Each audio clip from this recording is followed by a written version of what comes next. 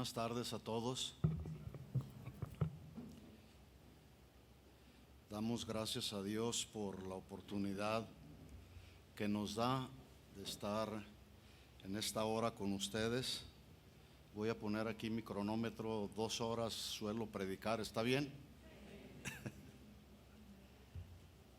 Quisiera pedirles, si es tan amable, de ponerse de pie un momento para que juntos podamos orar y que la semilla de la palabra del Señor que Dios ha puesto en mi corazón, como decía el pastor acerca de la clase que les van a enseñar a los niños, poner la semilla en el corazón, que esta semilla que Dios ha puesto en mi corazón para ustedes dé fruto, pero un fruto que sea abundante, ¿de acuerdo?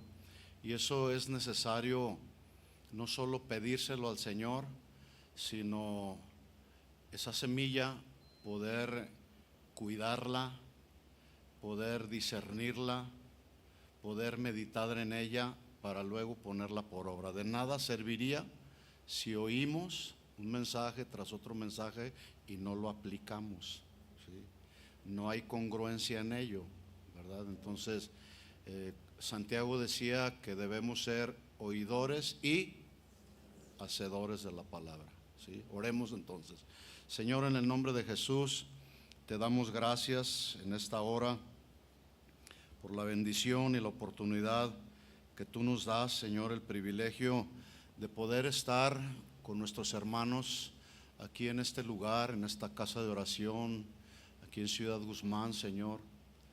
Nos das esta oportunidad solamente por tu gracia y por tu misericordia, y juntos poder edificarnos con tu palabra, Señor. Pedimos que esta palabra caiga en buena tierra, en un corazón que sea una tierra fértil y que pueda producir fruto y fruto abundante, Señor. Así es tu palabra, Señor. Tu palabra es viva, tu palabra es eficaz, tu palabra nos redarguye, tu palabra nos exhorta, tu palabra nos amonesta, pero también tu palabra nos anima a seguir adelante en la carrera que tú nos has encomendado, la carrera de la vida cristiana. Te pido por cada uno de mis hermanos aquí presentes, Señor, que esta palabra no sea una palabra más, sino que sea una palabra que continúe siendo de edificación para nuestras vidas, Señor. Te pedimos todo esto en el nombre de Jesús, y todos decimos amén, que así sea. Puedes darle un aplauso de alabanza a Él, Él es digno. Gracias, Señor. Gracias, Señor. Pueden tomar su lugar. Para todos aquellos que les gusta hacer sus anotaciones, el título del mensaje es La perseverancia, una virtud cristiana.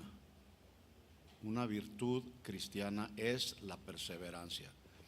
Yo voy a dar esta primera parte y voy a tratar de ligar este mensaje con el mensaje que estaré dando en la tarde en Tuxpan. Ahí será la segunda parte. Y para que de alguna manera usted pueda tener el cuadro completo, entonces será necesario que escuche la segunda parte, ¿verdad? Ya sea aquí o en la grabación que está por ahí o que resultará de esto, o pueda ir usted a acompañarnos por la tarde a Tuxpan, ¿verdad? Y entonces, una vez que escuche este mensaje, pues la segunda parte es como una naranja que partimos a la mitad. Entonces va a tener usted aquí una parte de la naranja, pero para que tenga una naranja completa la va a tener que juntar con la otra, ya sea escuchando después el mensaje o, repito, acompañándonos esta tarde allá, ¿de acuerdo? Muy bien. La perseverancia entonces es una virtud en la vida cristiana. Voy a leer un pasaje en segunda de Pedro capítulo 3, que es un pasaje que hoy en la actualidad mucha gente, y me estoy refiriendo a cristianos, se han olvidado de esta verdad que es absoluta. Cuando hablamos de verdades absolutas, significa que son verdades de Dios que no están en la mesa de discusión. Son verdades que tenemos nosotros como hijos de Dios el deber de cumplirlas, de ponerlas por obras, no de cuestionarlas, sino de obedecerlas. Y en 2 de Pedro capítulo 3, a partir del versículo 1, hay algunas Biblias que ponen encabezados que nos indican de alguna manera el contexto de lo que se está hablando.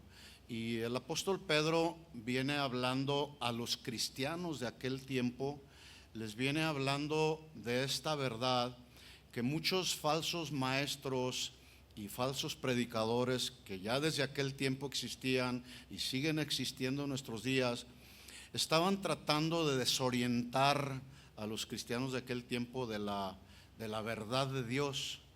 Entonces Pedro les habla de un acontecimiento que se llevará a cabo, y yo creo que hoy es más pronto de lo que nos imaginamos.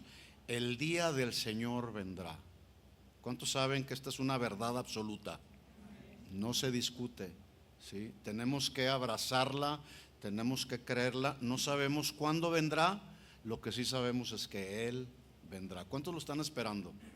Muy bien, vamos a leer entonces ahí 2 de Pedro capítulo 3 versículo 1. Voy a tratar de leerlo de corrido porque me quiero enfocar en el final solamente. Dice: amados, esta es la segunda carta que les escribo, y en ambas despierto con exhortación vuestro limpio entendimiento, para que tengáis memoria de las palabras que antes han sido dichas por los santos profetas, y del mandamiento del Señor y Salvador dado por vuestros apóstoles, sabiendo primero esto, que en los postreros días, cuando la Biblia habla de los postreros días, se refiere desde la primera venida de nuestro Señor Jesucristo hasta que se complete su segunda venida. Todo ese periodo de tiempo está abarcando los postreros días. Por lo tanto, hoy estamos viviendo esos postreros días porque nuestro Señor Jesucristo no ha venido,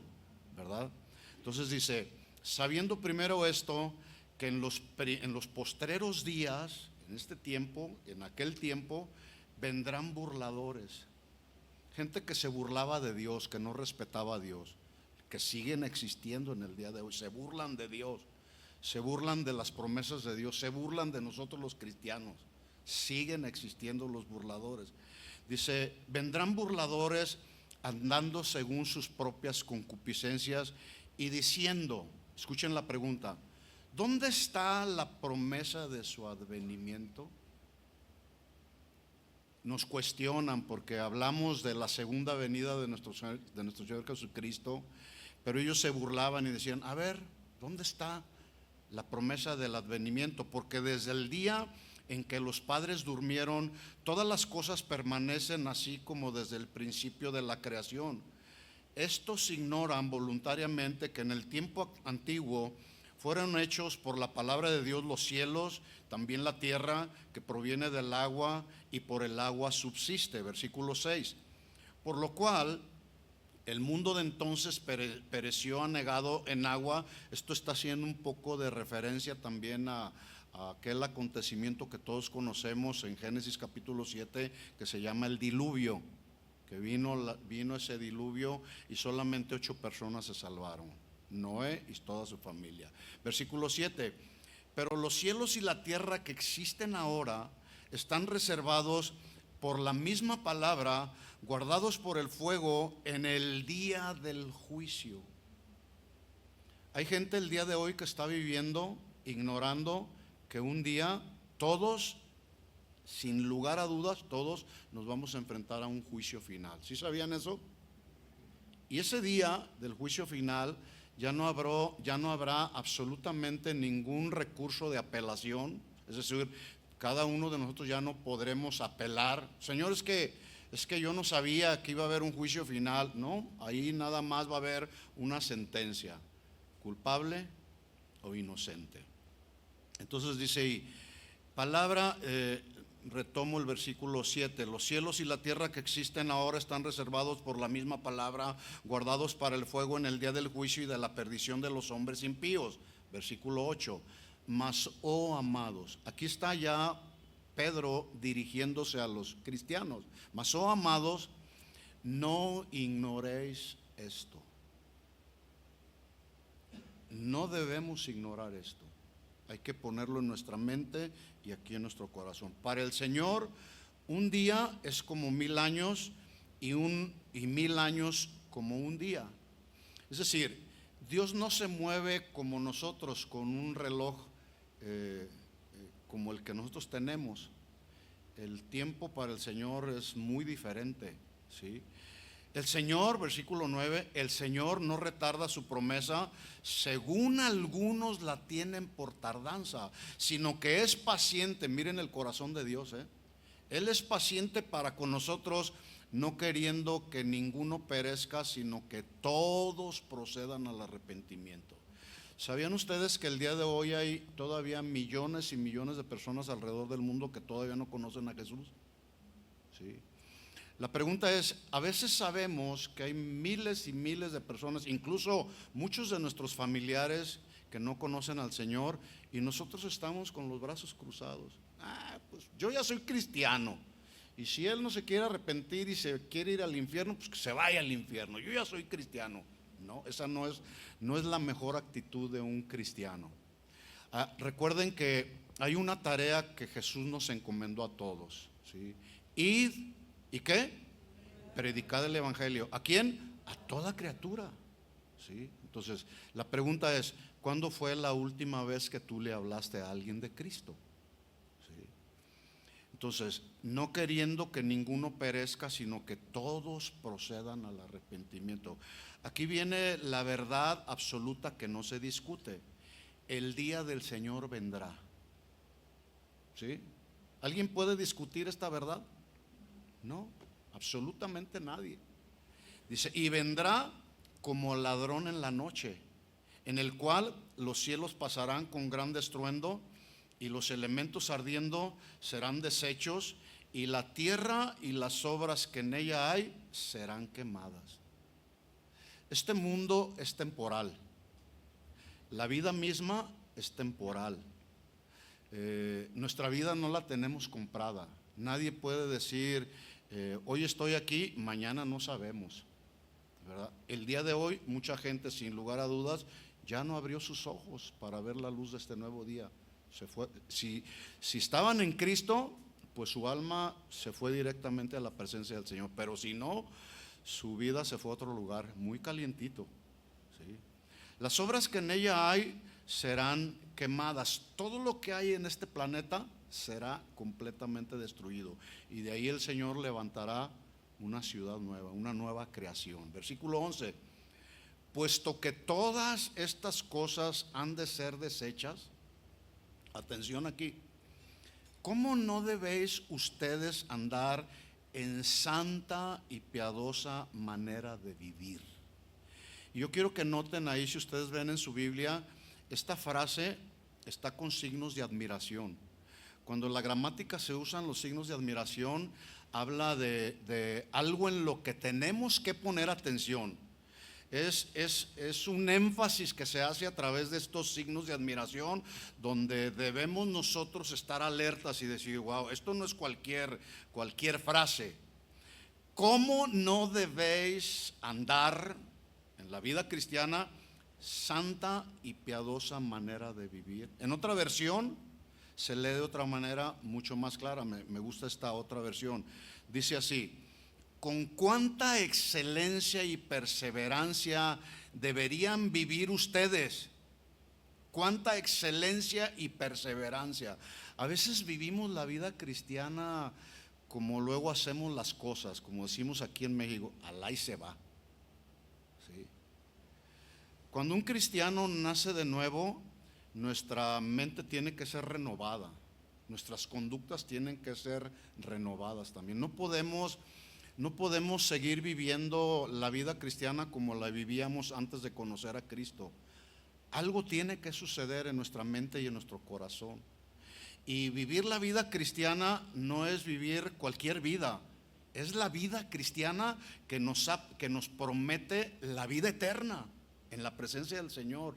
Por lo tanto, la esperanza que tenemos de vida eterna nos debe de, como que debe de ser el motor que nos impulse a vivir la vida cristiana con excelencia, pero con perseverancia también.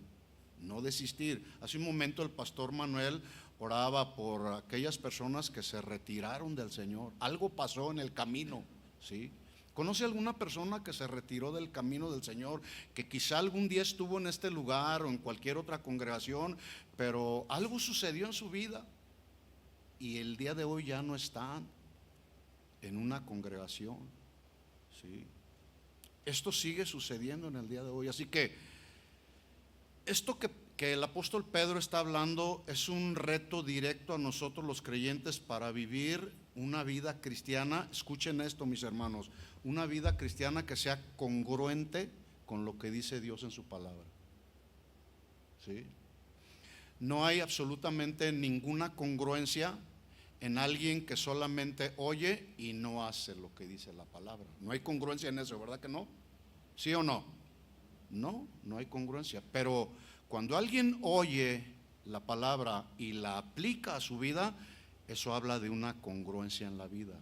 Y los cristianos nacidos de nuevo, que vivimos a Cristo o de acuerdo al ejemplo de Cristo, estamos entendiendo que estamos viviendo una vida cristiana congruente con el ejemplo de Cristo, ¿sí?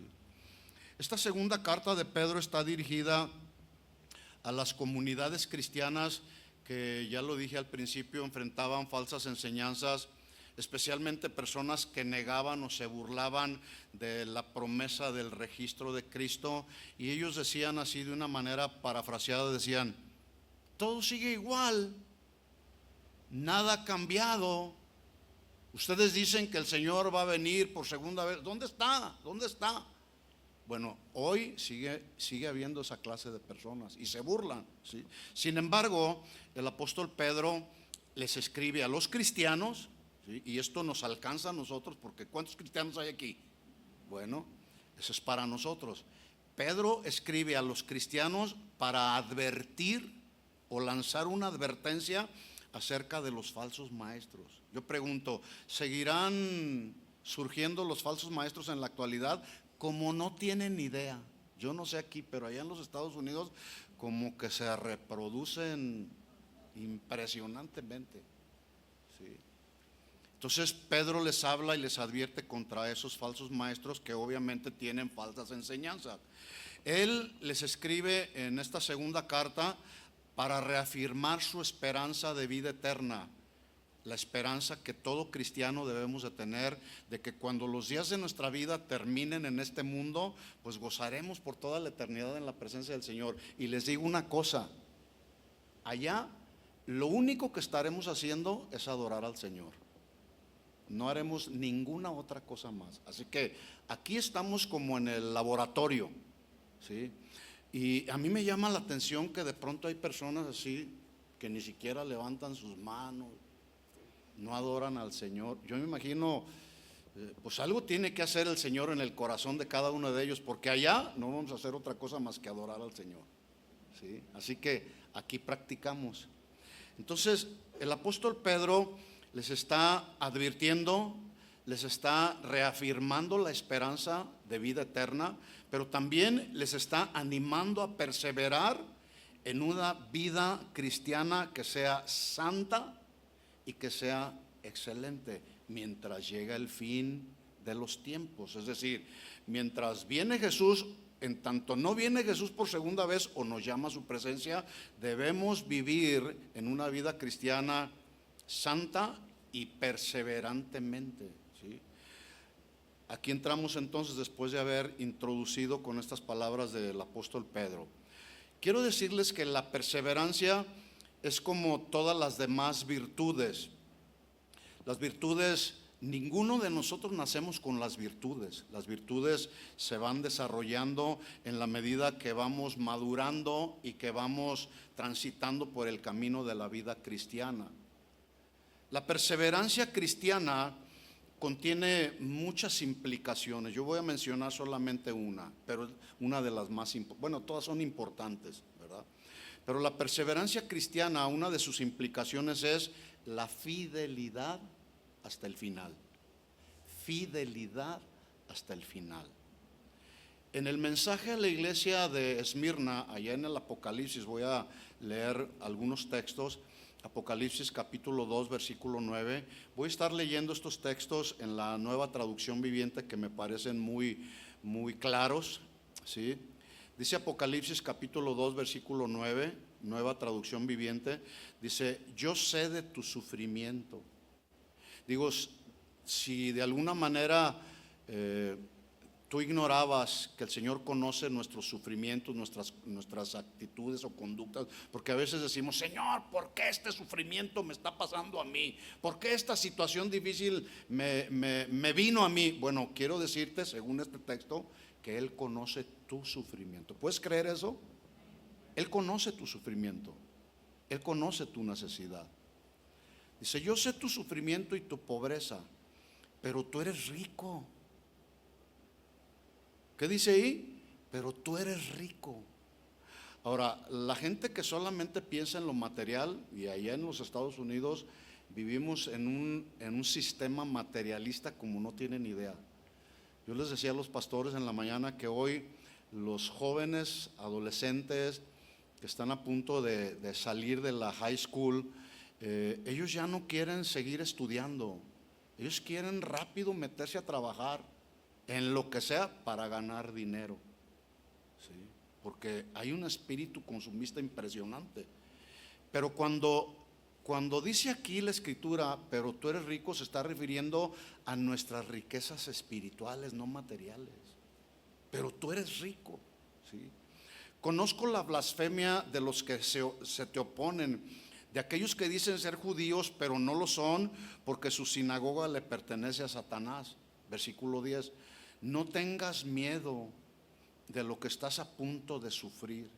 Quiero decirles una realidad que se está viviendo en todo el mundo. Las cosas no van a cambiar, ¿sí? Porque luego la gente pone su esperanza en los políticos, la gente pone su esperanza en el hombre, y no. Bueno, la Biblia a mí me dice que por haberse multiplicado la maldad, el amor de muchos se enfriará. ¿Por haberse qué? Multiplicado la maldad. No dice la maldad se va a reducir. La maldad, ya lo vamos a ver más adelante, ¿sí? La maldad, lejos de reducirse, se ha ido incrementando, cumpliéndose así la advertencia de Jesús. Pero no tengas miedo, dice aquí el texto, lo que estás a punto de sufrir. El diablo meterá a algunos de ustedes en la cárcel para ponerlos a prueba, ¿sí? Acuérdense que cuando situaciones suceden en nuestra vida, Dios es el orquestador de todo. Él siempre tiene el control. Al Señor no se le escapa absolutamente nada de su mano. ¿Se acuerdan de Job? Job en un día sufrió todo lo que experimentó, una serie de tragedias impresionantes. ¿Quién estaba detrás de la prueba de Job? Dios. Y Dios permitió que Satanás lo tocara, ¿verdad? Entonces, el diablo meterá a ustedes, algunos de ustedes, en la cárcel para ponerlos a prueba y sufrirán por 10 días. Pero, escuchen aquí está: pero si permaneces fiel, la Reina Valera dice: sé fiel hasta el final. Aquí ya lo dice de una manera imperativa, ¿sí? Sé fiel, no es si quieres, no, dice: sé fiel hasta la muerte y yo te daré, dice el Señor, la corona de vida. ¿Cuántos quieren esa corona? Yo la quiero. Pero aquí, mientras estemos en este mundo, aquí sacamos nuestro boleto para luego allá en el reino de los cielos recibir la corona, ¿sí? Versículo 11. Todo el que tenga oídos para oír debe escuchar lo que el Espíritu, y debe entender lo que el Espíritu dice a las iglesias. Los que salgan vencedores no sufrirán daño de la segunda muerte, ¿sí? Después que tuvimos la experiencia del nuevo nacimiento, ahora como hijos de Dios tenemos el deber de vivir como es digno de Él. ¿Cuántos están de acuerdo conmigo? Repito esto porque como que algunos no se convencieron. Después que recibimos la experiencia de nuestro nuevo nacimiento, ahora como hijos de Dios tenemos el deber, no es opcional, de vivir como es digno del Señor. Y para vivir como es digno del Señor, aquí está la instrucción, ¿sí? ¿Cuántos están de acuerdo conmigo? Y si no, pues de todas maneras así es. Porque alguno puede no estar de acuerdo, ¿verdad? Pero el hecho de que alguien no esté de acuerdo no significa que no debemos vivir como es digno de Él. Claro, no en perfección, pero sí en obediencia, y escuchen esto, hasta el final de la carrera de la vida cristiana. Y si hay un tiempo en el que se requiere que seamos no solamente retenedores de la palabra, sino que además demos fruto con perseverancia, es justamente en este tiempo de tanto caos moral, de tanto caos económico, de tanto caos, bueno, ahorita hasta las inclemencias del tiempo, hasta el clima, todo ha cambiado alrededor del mundo de una manera tremenda. Entonces se requiere que nosotros los cristianos nos afirmemos en la fe y perseveremos en la carrera de la vida cristiana hasta el final, hasta el final. Estamos iniciando, bueno, ya casi se termina este mes, pero es muy bueno que en los inicios de cada año nosotros podamos reflexionar en nuestra vida y podamos perfilarnos a lo que el Señor quiere, que lo que sea su voluntad que desarrollemos durante todo este año. Así que yo voy a compartir algunos puntos importantes para poder entender el mensaje. El mensaje se titula La perseverancia, una virtud cristiana. ¿Sí? Digan conmigo, perseverancia. ¿Sí? Bueno, el primer punto que yo quiero tratar es: la maldad en el mundo es una realidad que ninguno de nosotros debemos ignorar. Ninguno. Por más optimista que uno sea, por más fe que uno tenga, la maldad en el mundo es una realidad que ninguno de nosotros debemos ignorar. Si echamos un vistazo así a vuelo de pájaro a través de la historia de la humanidad, nos daremos cuenta que siempre ha habido tiempos difíciles, siempre ha habido tiempos de extrema decadencia moral, social, política, económica, debido a que el pecado, desde que Adán y Eva desobedecieron, ha imperado en el mundo entero hasta nuestros días. Estamos en el mundo, así dice la Biblia, estamos en el mundo, pero el canto dice: este mundo no es mi hogar. Este mundo no es nuestro hogar, ¿sí? Nuestro hogar está allá en la presencia del Señor. Aquí dice la Biblia que somos extranjeros y peregrinos. Jesús, orando al Padre por sus discípulos en Juan 17, lo leo así rápido, Él dijo: Señor, no te ruego que los quites del mundo, ¿sí?, sino que los guardes de la maldad del maligno, dice una versión.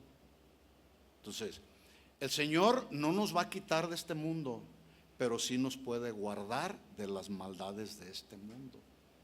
Pero necesitamos perseverar en Él, necesitamos tener nuestros tiempos de comunión con Él, necesitamos tener nuestros tiempos de lectura y meditación de la palabra del Señor, para que cuando nos vengan las pruebas, las tentaciones, podamos resistir con la palabra cualquier asunto adverso que venga a nuestra vida, ¿sí? Por ejemplo, desde que Adán y Eva desobedecieron y sus ojos fueron abiertos y conocieron ellos conocieron, escuchen, conocieron tanto el bien como el mal, pero como ya el pecado había entrado en ellos, prevaleció el mal. Y cuando yo leo estos versículos, yo digo: bueno, ¿por qué Adán no se guió por el bien en lugar de por el mal? ¿Sí? Sin embargo, el mal prevaleció, su inclinación fue hacia lo malo, ¿sí? Tanto que un día Caín, todos conocemos la historia, de hecho es el primer asesinato que registra la Biblia, mató a su hermano. Y cuando yo veo la historia o leo la historia ahí, yo me pregunto: ¿qué había en el corazón de Caín? ¿Qué creen que había en el corazón de Caín? ¿Alguien me puede decir?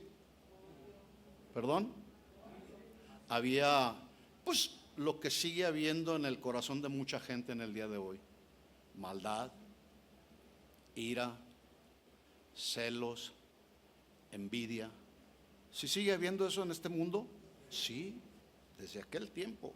Así que, de acuerdo a la cronología bíblica, se dice que desde Adán hasta Noé pasaron 1656 años, y escuchen esto: la maldad siguió imperando en el mundo.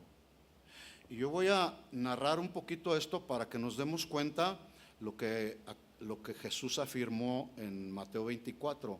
La maldad seguirá multiplicándose, y ahí está prueba de ello, lo vemos a través de toda la Biblia, ¿sí? Leemos en Génesis 6, vio Jehová que la maldad de los hombres no era poca. Dice que era mucha en la tierra, y que todo designio o intención de los pensamientos del corazón de ellos era de continuo solamente el mal. ¿Cómo está el mundo en el día de hoy? Los designios y los pensamientos del corazón en el día de hoy son de continuo solamente mal. Esa maldad en los hombres que Dios vio era una maldad que no solamente era generalizada, sino era una maldad extrema, caracterizada por corrupción y desenfreno moral. La tierra estaba llena de violencia, lo cual era un indicativo de que la falta de justicia y respeto por la vida al prójimo no valía nada, ¿sí? Todo eso y más fue el resultado de su desobediencia a Dios. La gente no solamente ignoraba las advertencias de Dios, sino que vivían en una rebelión total contra Dios, como sigue sucediendo en nuestros días, ¿sí? Ahora, desde el diluvio de Noé hasta el tiempo de Abraham y Lot, dice la cronología bíblica que pasaron 422 años, y escuchen esto: la maldad siguió gobernando y haciendo muy bien su trabajo, ¿sí? Leemos en Génesis 18, 20. Entonces Jehová le dijo: por cuanto el clamor está hablando con Abraham, por cuanto el clamor contra Sodoma y Gomorra se aumenta más y más, el pecado de ellos se ha agravado en extremo. Ese clamor, cuando dice ahí el clamor contra Sodoma y Gomorra, se refiere a los grandes y generalizados pecados de inmoralidad de sus habitantes, tanto que en un lenguaje figurado, las mismas ciudades emitieron ese clamor que llegó hasta la presencia del Señor. Entonces el Señor, al escuchar el clamor de esas dos ciudades pecadoras, dice el versículo 21, descenderé ahora y veré si han consumado su obra según el clamor que ha venido hasta mí, y si no, yo lo sabré. Esto es un lenguaje para que nosotros podamos entenderlo, pero debemos saber que Dios es omnisciente. Dios todo lo sabe, no es que no lo sabía, ¿sí? Entonces, ¿saben cuál fue uno de los pecados que prevalecía en estas dos ciudades pecadoras? ¿Saben cuál es? ¿Sí? La homosexualidad.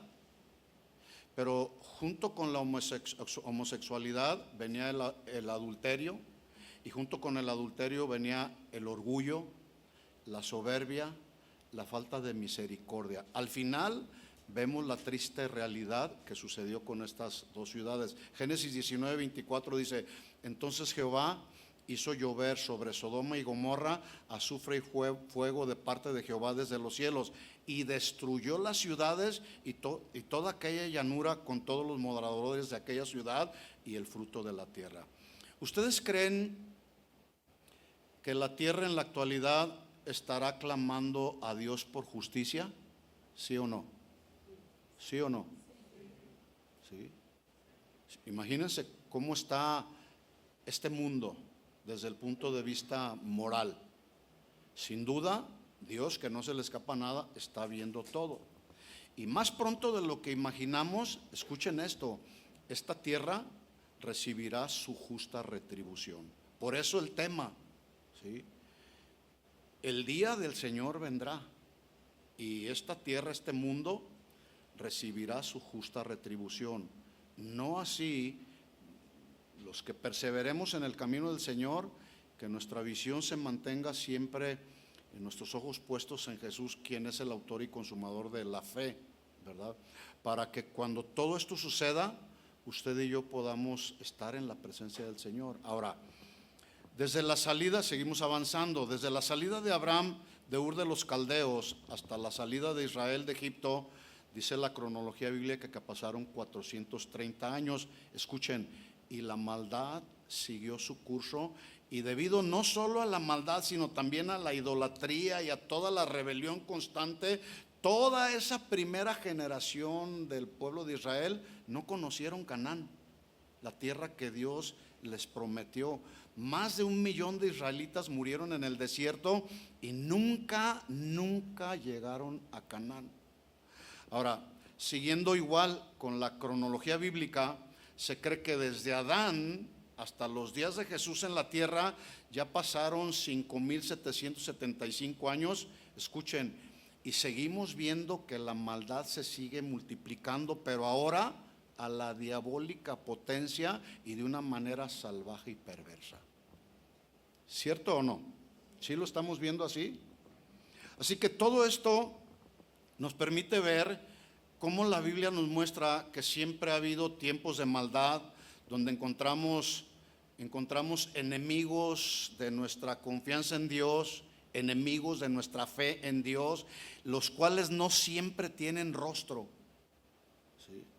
A veces los enemigos de nuestra fe son pensamientos que se oponen a Dios, y hay un enemigo que poco se habla de él o poco se menciona, pero es uno de los enemigos que más alejan a los cristianos de Dios. No se muestra así como una maldad abierta, porque se disfraza muy bien de autosuficiencia. Les estoy dando algunas pistas. Les voy a preguntar a ver si detectan cuál es este pecado. ¿Sí? Este pecado, primero, es uno de los pecados que alejan más constantemente a los cristianos de Dios. Se disfraza de autosuficiencia diciendo: yo puedo solo, no necesito a nadie, no necesito ayuda de nadie. ¿Saben cómo se llama? Orgullo. Orgullo. Este pecado, por supuesto, levanta una barrera o un muro entre la persona y Dios, porque la Biblia dice que Dios resiste a los soberbios, pero le da gracia a los humildes. ¿Sí? Así que la pregunta es: ¿de cuál de los dos somos? ¿Sí? Bueno, estos son nuestros enemigos, los enemigos de nuestra fe, que pretenden desviarnos de nuestra carrera de la vida cristiana, la cual debemos perseverar en ella. Pero ahí están los enemigos que buscan frenarnos, como el orgullo. ¿Sí? Pero también hay otros enemigos de nuestra fe en Dios, como el temor, las dudas, que llevan a una persona a la incredulidad, como los israelitas en el desierto. ¿Sí? ¿Podrá Dios poner mesa en el desierto? ¿Podía Dios proveerles alimento en medio del desierto? Claro, y lo hizo el Señor. Les dio alimento que ni siquiera ellos mismos conocían. No tuvieron necesidad de cambiar su calzado. El mismo calzado, Dios milagrosamente, soberanamente les hacía crecer el pie junto con el calzado. Qué impresionante milagro, ¿verdad? Si a todo eso, a todos estos pecados que no tienen rostro, le añadimos filosofías, ideologías, leyes, doctrinas de demonios que están atentando contra el diseño de Dios para la familia. Por eso es que hoy como nunca se requiere que nuestra perseverancia en la fe sea el ancla que nos ayude a no ser arrastrados con cualquier viento de doctrina o con cualquier corriente de este mundo. No voy a entrar en muchos detalles, pero cuando usted tenga algún tiempo, lea en internet, esto es del dominio público, y disciérnalo en el espíritu, lo que se conoce como los 17 puntos que se conocen como la Agenda 2030 para el desarrollo sostenible. ¿Han oído de eso? ¿Sí? Agenda adoptada por la ONU, pero que detrás de este organismo hay líderes que se conocen como líderes supranacionales que están por encima de los gobiernos. Es decir, el gobierno es nada más la pantalla, pero quienes en realidad gobiernan son estos líderes, ¿sí? ¿Qué buscan ellos? Bueno, ellos buscan imponer sus propias ideas, que de paso son ideas malvadas, en pro de sus beneficios personales. Voy a mencionar uno que es muy conocido: la igualdad de género. El propósito de esta ideología es lograr por cualquier medio, entre otros el sistema educativo, un adoctrinamiento de nuestros hijos que desestabilice la estructura de la familia según el diseño de Dios. Y por si acaso, el diseño de Dios para la formación de la familia es entre un hombre y una mujer. Ese es el diseño de Dios. Pero todos estos hombres han mal informado y han distorsionado ese diseño de Dios. ¿Se fijan cómo son enemigos que están en contra de lo que dice Dios en la palabra? Sin embargo, lo lamentable de todo es que el día de hoy, alrededor del mundo, no nomás aquí en México y Estados Unidos, alrededor del mundo, nos encontramos con mucha gente que tienen un conflicto de identidad. Y yo estoy hablando todo esto, a lo mejor usted dirá, bueno, nos veniste a hablar de política. No. Es que es importante que nosotros podamos discernir qué es lo que está pasando allá afuera, qué es lo que está sucediendo, porque nos involucra a nosotros como cristianos, porque nos ayuda a nosotros a ver la realidad que no debemos ignorar para entonces afirmarnos en la fe, ¿sí? Vemos pues alrededor del mundo personas que tienen un conflicto de identidad. Por ejemplo, en mi casa tenemos una perrita que se llama La Chula. No está tan chula, pero así le pusieron, ¿verdad? Esta perrita, la primera vez que yo la escuché, me vino este pensamiento: esta perrita, La Chula, tiene un conflicto de identidad.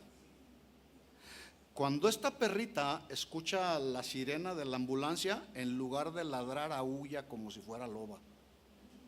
Entonces yo la empiezo a escuchar y le digo: si eres una perrita debes de ladrar, no de aullar. Entonces, así como La Chula, hay quienes tienen un conflicto de identidad muy severo. ¿Cómo podemos detectarlo? Con personas que, aunque su ADN les dice una cosa, ellos se sienten otra. ¿Sí? Y estos son casos que usted puede comprobar cuando va al internet. Hay un caso que a mí me llamó mucho la atención, de una persona con un conflicto de identidad muy severo, pero muy severo. Y esos conflictos de identidad entran y distorsionan incluso la manera de pensar, y las personas entran hasta en enfermedades mentales muy severos. Esta mujer, por allá en un país de Europa, ella es mujer, pero se siente gallina. Y puede parecer curioso, pero la mujer se sienta como gallina y cacaraquea como gallina. Y quizá alguno de ustedes pues dirá: eso no, estás exagerando. Usted puede ir al internet y póngale ahí, póngale personas con un conflicto de identidad, y por ahí le va a desplegar un montón de personas, ¿sí? Ahora, esto no debe de sorprendernos, mis hermanos, porque hace más de 2000 años atrás Jesús ya nos lo había advertido. El texto que vengo mencionando desde el principio, Mateo 24:12, cuando dice Jesús: por haberse multiplicado la maldad, el amor de muchos se enfriará. Escuchen lo que dice el versículo 13: mas el que persevere. ¿Hasta cuándo? Hasta el final. Este será salvo. Y aclaro, la perseverancia no nos da la salvación, sino perseveramos porque ya somos salvos, ¿sí? Dice: y será predicado, 14, este evangelio del reino en todo el mundo para testimonio a todas las naciones, y entonces vendrá el fin. Así que en nuestro primer punto ya vimos: la maldad en el mundo es una realidad que ninguno de nosotros como cristianos debemos ignorar. ¿Estamos de acuerdo en eso? Punto número 2, ¿qué es la perseverancia? Estamos hablando de la perseverancia como una virtud cristiana. Bueno, el concepto de perseverancia, según el diccionario de la Real Academia Española, dice que perseverancia es el esfuerzo constante, continuo, que se hace para lograr metas, objetivos, o las metas y los objetivos que nos proponemos. También perseverancia habla de un continuar hacia adelante, de no rendirse, aún a pesar de las dificultades o de los obstáculos, o aún a pesar del desánimo o cualquier situación que nos venga. Pero escuchen esto, la perseverancia, de acuerdo al concepto bíblico, ya cambia un poquito. Lo que dice la Real Academia Española es muy certero también, pero ya la perseverancia desde el punto de vista bíblico ya nos enfoca más a nosotros los cristianos, porque la perseverancia, de acuerdo al concepto bíblico, es cuando un creyente se mantiene de pie confiando en Dios cualquiera que sea la situación. ¿Se fijan cómo ya cambia? ¿Sí? La gente que no conoce al Señor vive agarrada de las cosas de este mundo. Pero un cristiano que conoce a Dios, que ya nació de nuevo, vivimos agarrados de la mano de Dios. ¿Sí o no? Perseverancia también, según el concepto bíblico, significa sobreponernos y no claudicar cuando vienen tiempos de adversidad. ¿Alguna ocasión has estado en algún tiempo de adversidad? Sí, todos. De una o de otra manera nos vienen momentos difíciles, momentos de luchas, momentos de prueba. Y esos momentos difíciles de prueba, si hoy no los estás padeciendo, prepárate, porque te van a venir. Porque resulta que es a través de las pruebas y de los tiempos de adversidad que Dios nos forma el carácter de Cristo. Santiago le decía a los cristianos de la iglesia en Jerusalén que habían sido dispersados: tengan por sumo gozo cuando os halléis en diversas pruebas, sabiendo que la prueba de vuestra fe, ¿sí?, produce paciencia. Y yo, cuando leo esos textos, yo digo, ¿qué estarían pensando o qué pensarían los cristianos que estaban siendo brutalmente perseguidos cuando Santiago les dice: tengan gozo? El gozo, cuando se está experimentando prueba, la reacción inmediata no es gozo, quiero decir, ¿verdad que no? Cuando hay una prueba no es gozo, porque ¿quién quiere sufrir? Nadie quiere sufrir, más bien las personas quieren parar de sufrir. Pero Santiago dice: tengan por sumo gozo. Obviamente es un gozo que no lo podemos producir nosotros como seres humanos, porque es un gozo que proviene de la presencia del Señor. Pero sí se puede experimentar gozo en medio de una prueba, ¿sí? Perseverancia también habla de mantenernos firmes, resistiendo todo aquello que pretenda hacernos desertar de permanecer en la perfecta voluntad de Dios. ¿Se acuerdan cuando Jesús estaba experimentando ya un poco de lo que le esperaba en la cruz, ahí en el huerto de Getsemaní, cuando estaba él orando y le dice al Señor: Señor, si puedes, quita de mí esta copa? Pero luego añade y dice: pero no se haga mi voluntad sino la tuya. Bueno, perseverancia es eso, mantenernos sin desertar del camino de la verdad, pero permanecer en el centro de la voluntad de Dios, ¿sí? Dice entonces el Señor, Mateo 24:12: por haberse multiplicado la maldad, el amor de muchos se enfriará, mas el que persevere hasta el fin, este será salvo. Ahí está la definición de perseverancia. Entonces ya vimos dos puntos: la maldad en el mundo es una realidad que ninguno de nosotros debemos ignorar. Ya vimos lo que es la perseverancia. Y en tercer lugar, el tercer punto es: ¿en qué o en quién debemos perseverar? ¿Será en mis planes? ¿Será en mis proyectos personales? No, la respuesta es perseverar en mantenernos, como ya lo mencioné, en el centro de la voluntad de Dios y no en mi voluntad. Poder decirle al Señor en cualquier situación: Señor, no se haga mi voluntad sino la tuya, y perseverar en ella. Su voluntad está claramente establecida en las Escrituras. Nadie puede decir: yo no conozco cuál es la voluntad de Dios para mi vida. Bueno, lee la Biblia, medita en la Biblia, escudriña la Escritura y te vas a dar cuenta perfectamente de cuál es la voluntad de Dios para nosotros, sus hijos. ¿Por qué digo esto? Porque cuando tú o yo no perseveramos en vivir bajo la voluntad de Dios, tarde o temprano y de manera muy sutil, la maldad o las conductas que imperan en este mundo nos pueden infectar. ¿Sí?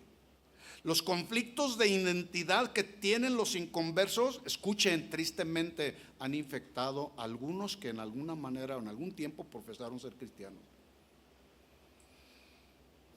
O escuchen los jóvenes y las señoritas, aquellos hombres o mujeres jóvenes o señoritas que tú pudieses considerar tus mejores amigos, te pueden contagiar de un virus del mundo que puede ser mortal. Por eso, jóvenes, señoritas, y nosotros los adultos también, hay que saber escoger nuestras amistades. Y es triste que a veces nosotros como cristianos tenemos nuestras mejores amistades son gente del mundo y no los hermanos cristianos. ¿Sí? No, hay que buscar que mi mejor amigo sea un hombre que conoce la palabra, un hombre, una mujer que nació de nuevo, porque cuando yo tenga alguna situación puedo tener la confianza que ese amigo mío me va a dar un buen consejo, me va a exhortar, me va a amonestar a seguir en el camino de la verdad. ¿Sí? Cuando hacemos de la gente del mundo nuestros mejores amigos, nos pueden hacer perder el rumbo con procederes o conductas que son contrarios a la voluntad de Dios y al carácter de Cristo. Tenemos que tener mucho cuidado. Esto ha sucedido desde todos los años que yo tengo caminando con el Señor, que gracias a Dios ya son más de 41 años que tengo caminando con el Señor.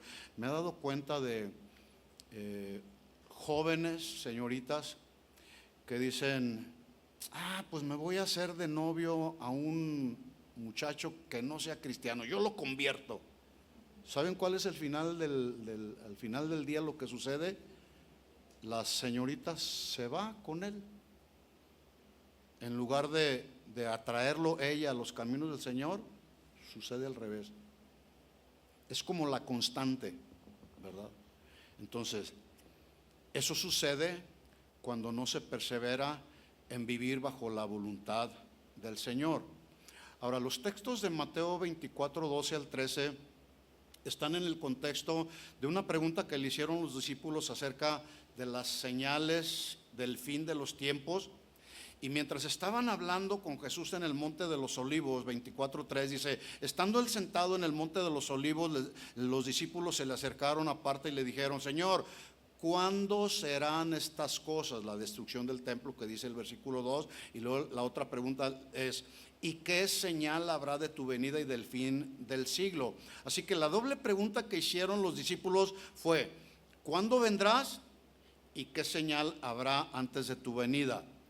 Ahora, aunque Jesús respondió más adelante la segunda pregunta acerca de las señales que se verían antes de su regreso, Jesús enfatizó con ellos que lo más importante estaba en el cuándo vendría y no en las señales que se verían.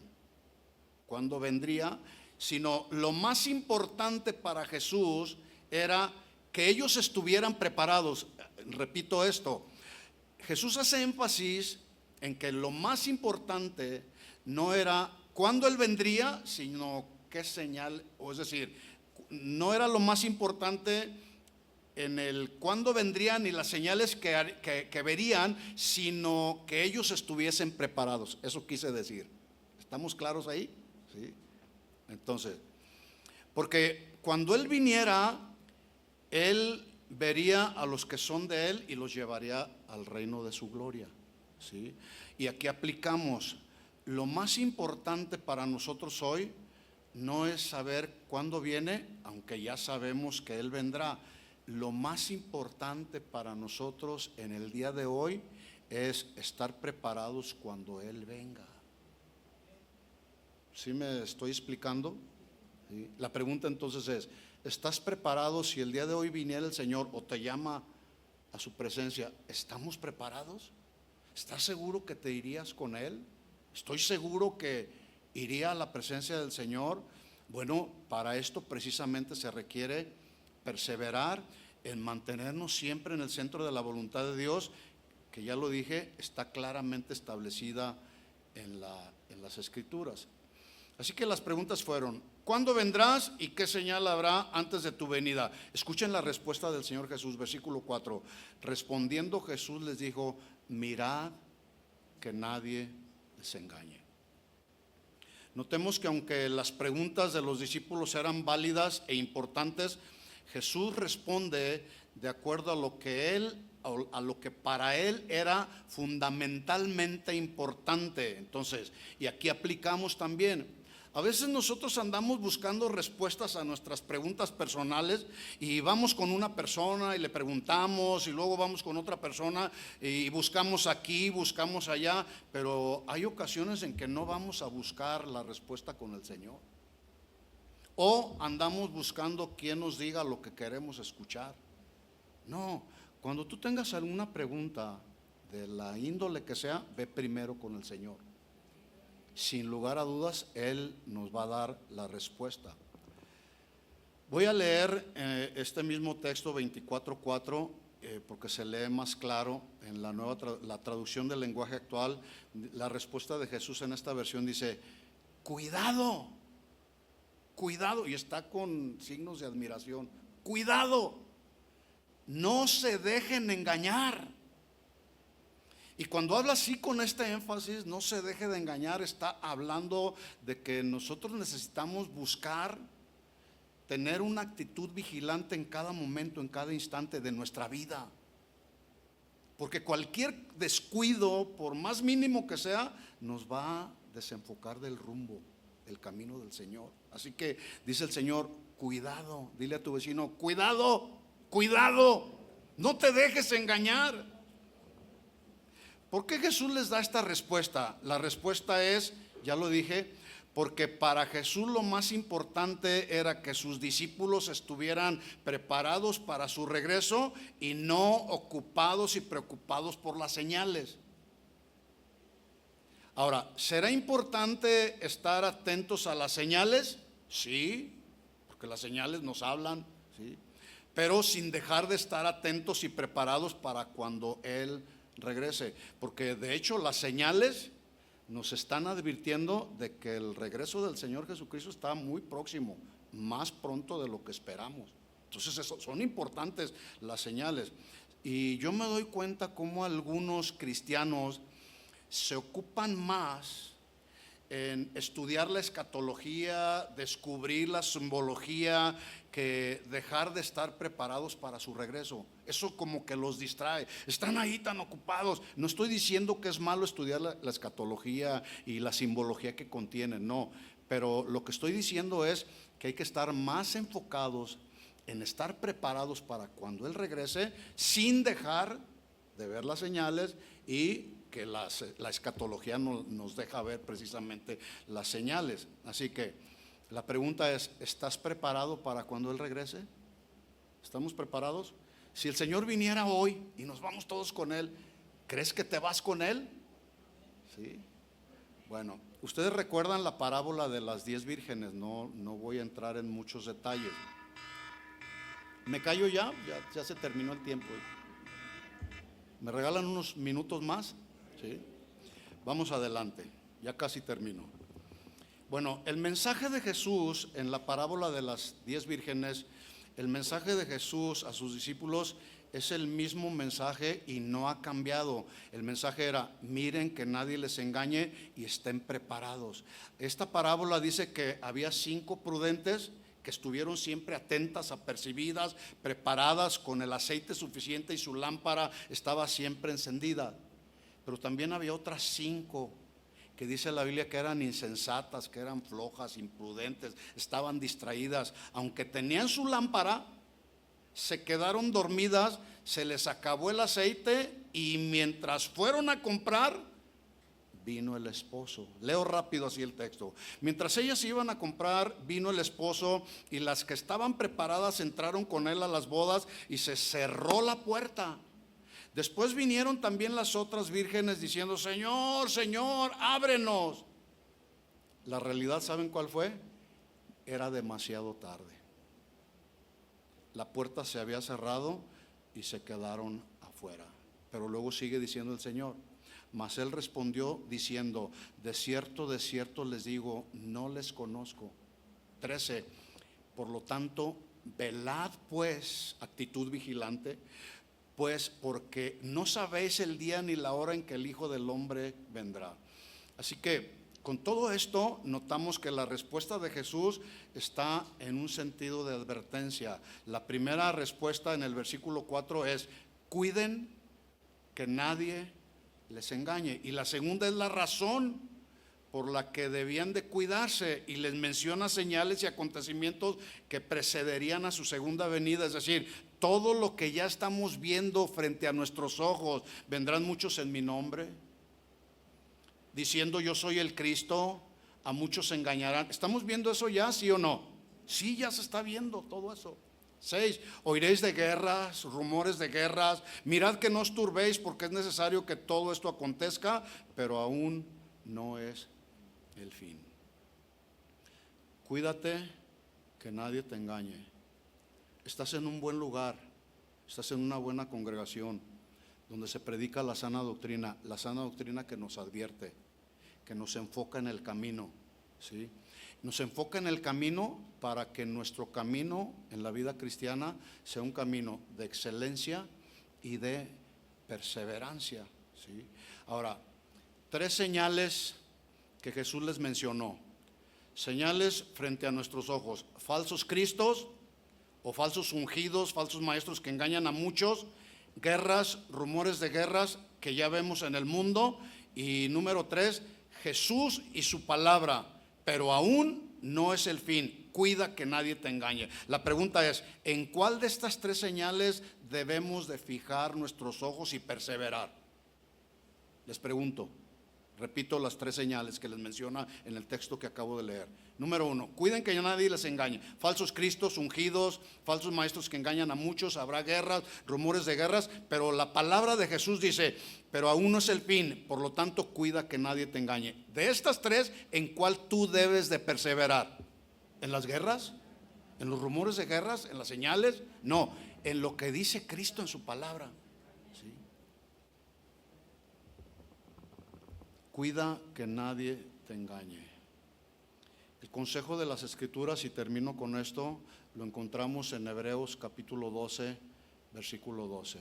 ¿Alguien se lo sabe? Hebreos 12, capítulo 12, versículo 2. Puestos los ojos en Jesús, el autor y el consumador de nuestra fe. Que no se nos escape eso. Perseveremos hasta el final. ¿De acuerdo?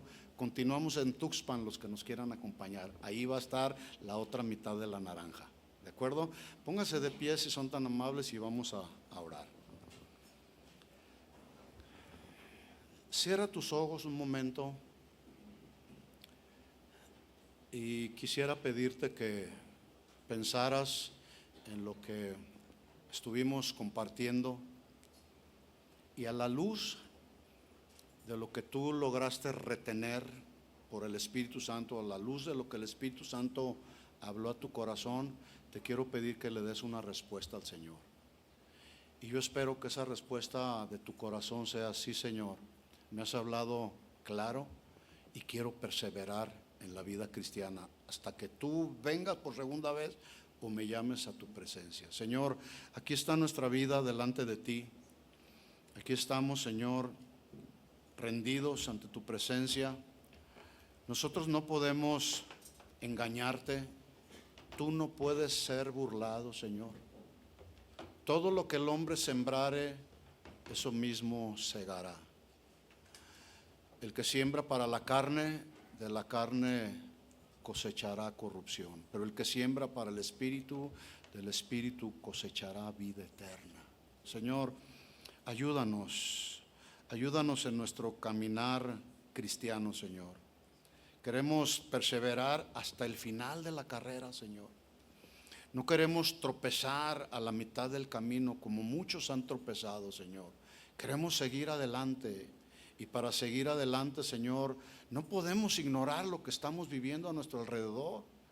Tampoco podemos ignorar, Señor, la realidad de permanecer siempre en el centro de tu perfecta voluntad. Ayúdanos, Señor, porque la inclinación de nuestra humanidad en la carne es hacia el mal, pero por tu Espíritu Santo podemos ser redirigidos hacia el bien, Señor. Que tu Espíritu Santo, Señor, siempre nos guíe a toda la verdad. Tu palabra dice que de Jehová son los pasos del hombre. Tú nos diriges, tú nos encaminas por tus caminos, Señor. Y aunque este mundo, alrededor de este mundo, se está multiplicando la maldad, nosotros, Señor, queremos preservar la luz que tú pusiste en nosotros. Tú eres la luz que descendió a nosotros, que estábamos en tinieblas, y ahora podemos ver con claridad. Ayúdanos, Señor. Yo te pido en el nombre de Jesús que bendigas cada familia de esta casa, Señor. En el nombre de Jesús, levanta tus manos un momento y recibe la bendición del Señor. Señor, aquí estamos, nuestras manos están alzadas a ti. Tu palabra dice: tú bendecirás a tu pueblo con paz. Tú bendecirás a tu pueblo con paz. Señor, en estos momentos, Señor, así como están nuestras manos, que descienda tu bendición para esta casa, Señor. Señor, en el nombre de Jesús, si alguno de mis hermanos está siendo tentado, ha sido desorientado, yo te pido en el nombre de Jesús, reorienta su vida a través de tu palabra. Que este mensaje, Señor, no sea un mensaje más, que haya sido la semilla, Señor, que en su momento produzca fruto y fruto abundante, Señor. En el nombre de Jesús, que ninguna prueba, ninguna necesidad lo desoriente, Señor. En el nombre de Jesús bendecimos esta casa, Señor, y pedimos que tú continúes perfeccionando tu obra en cada familia, en los jóvenes, en los niños, Señor, y que tú sigas cumpliendo tu propósito en la vida de cada una de estas familias representadas aquí, Señor. Aquí están nuestras manos alzadas a ti, Señor. Dependemos de ti, porque separados de ti nada podemos hacer, Señor. En el nombre de Jesús te lo pedimos, Señor.